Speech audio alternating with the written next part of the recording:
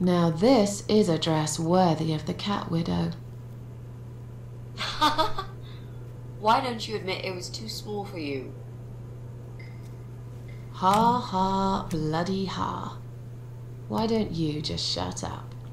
Whoever wore this dress probably hadn't eaten in years. You'd struggle to get a skeleton into it. Okay, so then I can take it back, I guess. Okay, so what do we need? Well, basically, we need 3 things. Oh. Yes, tin of red paint. There's a tin here. The Yep, wood. And the mask. So I need to pry this open.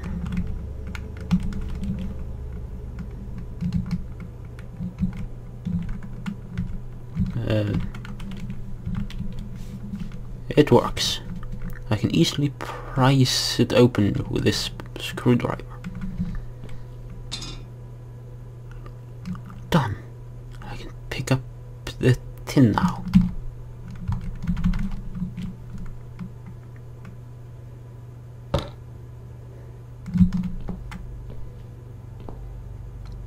This is it. We've got all we need. Great! Are you going to tell me about the cat widow now? Yes, it's story time, Mitzi. The legend says there was once a bad man who hated cats. He hated his neighbors too, and his job. And when it rained, he'd curse and smash things. He hated his bald head and his weak, ugly body. He probably hated himself the most, although he would never admit it. I think I see where this is going. One day, out of pure hatred for the whole world and everything that lives, he captured a family of cats and drowned them all in the river. That day, the sun turned black and all the birds went silent as the 6 kittens struggled for life. But trapped in a strong canvas bag, they never had a chance. They all died that day, all but one. The mother cat, in a desperate fight to set herself free, by pure luck clawed her way out of the bag and swam to the shore. She lost everything that day, her beautiful children and her proud husband.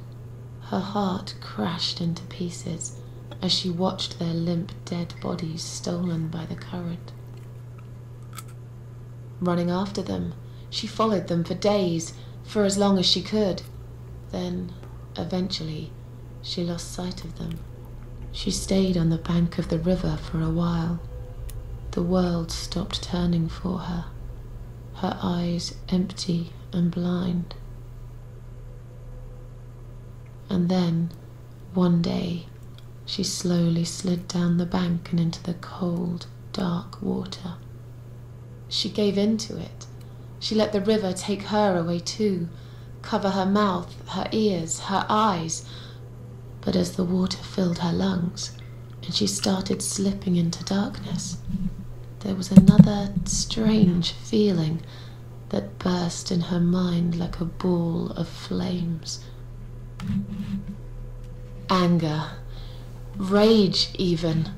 Her last craving, before she drowned, was for revenge, for blood. And so she returned, reborn and changed, a cat widow, veiled in black, mistress of the cats. Her body of a young woman, but her eyes of a cat, and her face, white, rotten, face of a corpse. Those who saw it rarely lived to tell the tale. She would get her revenge on all cat killers and cat torturers. But there was someone she had to see first, someone special, someone she really hated the most. As the evening came, it was strangely quiet in the man's flat, as he lived alone. He usually liked to fill the silence with the sound of radio or TV shows. But that night, he switched them all off, feeling anxious and tired after work.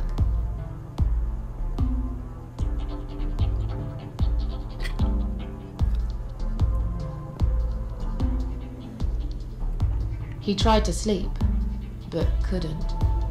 And for once, there wasn't anyone there he could blame for it. As he stared through the window, he kept thinking about how much he hated that view. He liked it once, a long time ago, when his wife was still there and they were happy together. Suddenly, he heard knocking on the door. Some part of him was glad, because that meant he could take it out on whoever decided to bother him.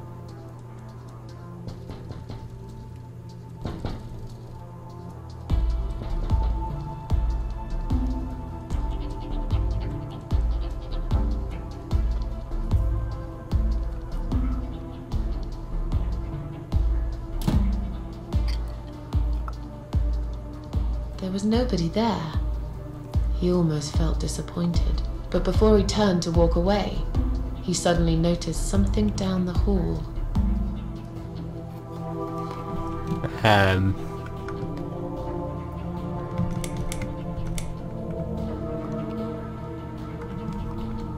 He noticed a shadow of a cloaked figure standing ahead.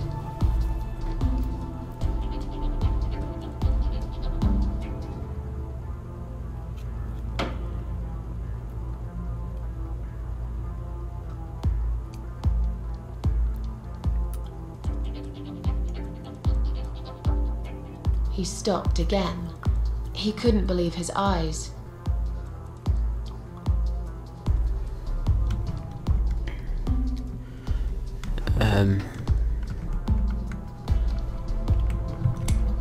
There was a cat's skull stuck on the seat of his bike.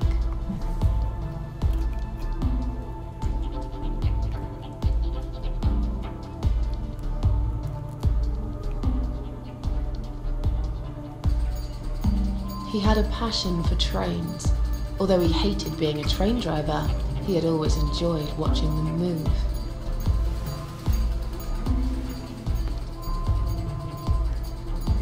But now, his train model was moving all on its own. He was absolutely certain he'd left it switched off. And yet, there it was, running at crazy speed, remote control missing. Something was seriously wrong, and that something had entered his home now too.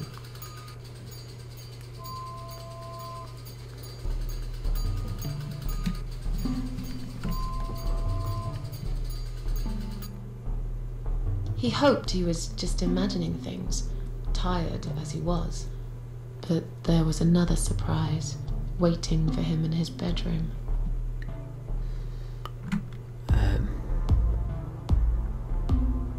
What? Okay, that one will be pretty impossible to reenact, I believe. Cat Widow is here. Cat Widow is here, was written all over the wall.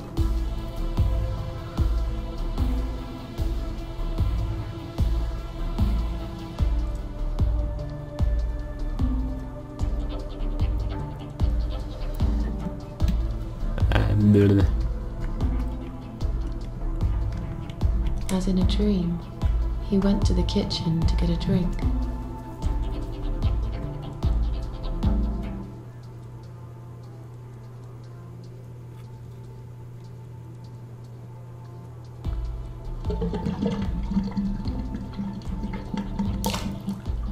Oh.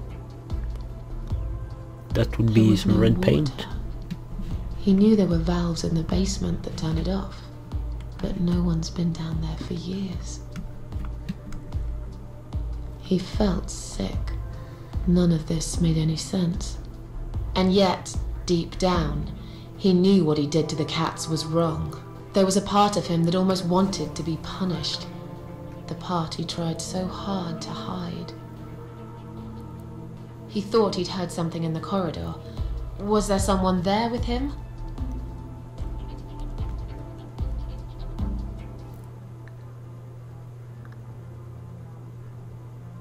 His head was spinning. He felt ambushed, trapped, like an animal. He had to get out of there. Getting really scared now, he decided to call the police.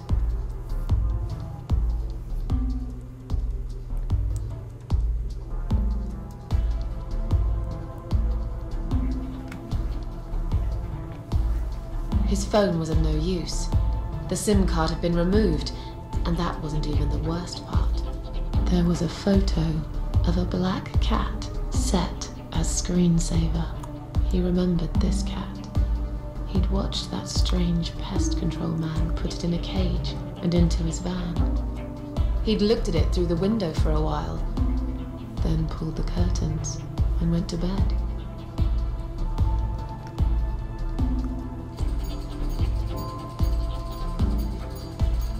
He stopped, paralyzed. He'd heard something right in front of him. A whisper, more like a purr.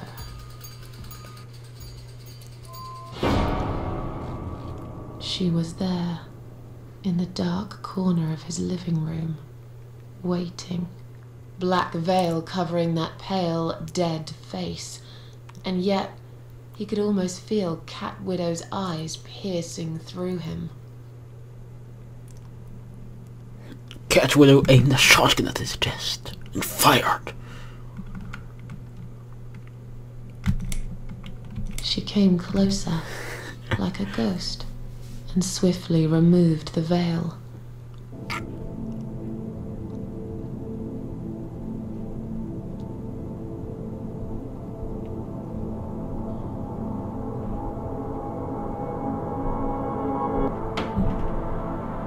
She came back for him, to take him to the river, to make him pay for what he'd done. As he looked into her eyes, he could feel the world spinning around him, his knees go weak, his pants suddenly wet around his crotch. As much as he hated life, he didn't want to die either. Inside, he was just a big, stinking coward. And then he fainted.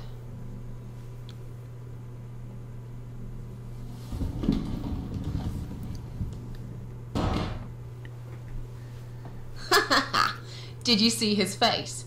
I knew he'd fall for this. Yeah, we scared the living shit out of him. Now that's teamwork. Oh. Are you sure he won't know it was you, though? Oh, he probably will, once he's had time to think about what happened. But he's too proud to ever admit he's been beaten by a woman. I know him just about enough to know that. Let's hope so. I don't want you to get in trouble because of me. No. That was something I had to do for myself, and I feel much better for it. The only problem now is that we still haven't found Eye of Adam. Because it definitely isn't Brian. I've searched through his laptop and all I found was a load of porn. Let's cross him off the list. It's the old man, maybe.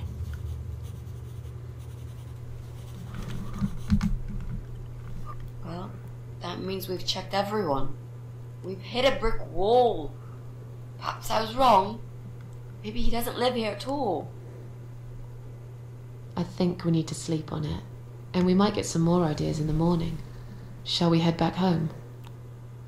Yeah, I do feel tired. You're right, we need some sleep.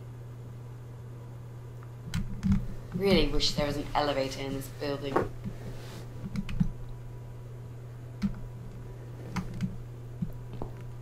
A note. What's that? A note? What does it say, Mrs. A? You will not believe it. Eye of Meet Adam. me at midnight, both of you. I will wait. Flat 5. Door will be open. Do not fear. The old man. Eye of Adam. I knew it. It's either him or his grandson. Aye. That the old guy. Can't be. It can't be him. I guess we'll find out at midnight. We've got a few hours until then. Let's get some coffee.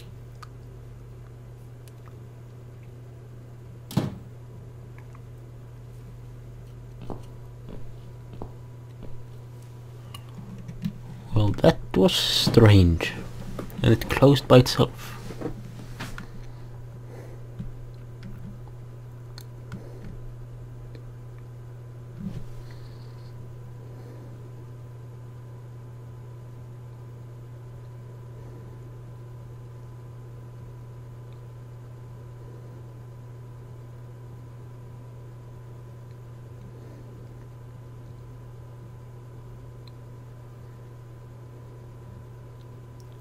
Okay.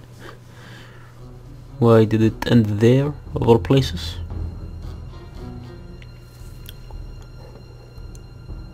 Whoa!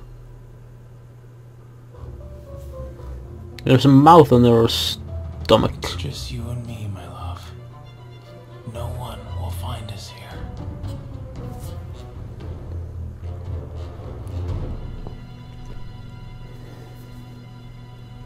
Stop worrying, Ivy. It will be alright. I will always love you. You know that. Joe, your girlfriend or wife has a face on her belly. Have you not realized that?